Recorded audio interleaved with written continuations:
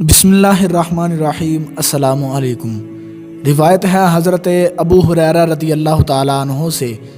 فرماتے ہیں کہ فرمایا رسول پاک صلی اللہ تعالیٰ علیہ وآلہ وسلم نے، الہی میں 4 چیزوں سے تیری پناہ لیتا ہوں، اس علم سے جو نفع نہ دے،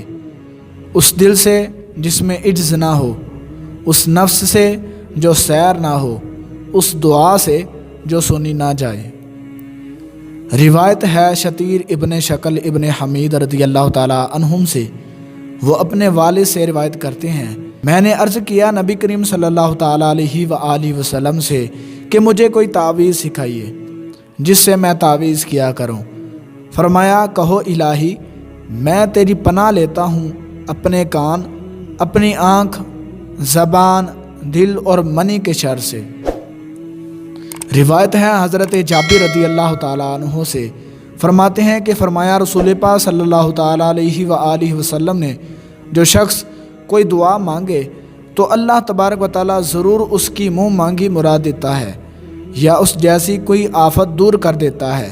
جب تک کہ گناہ یا قطع رحمی کی دعا نہ کرے۔ روایت ہے حضرت ابن عباس رضی اللہ تعالیٰ عنہما سے،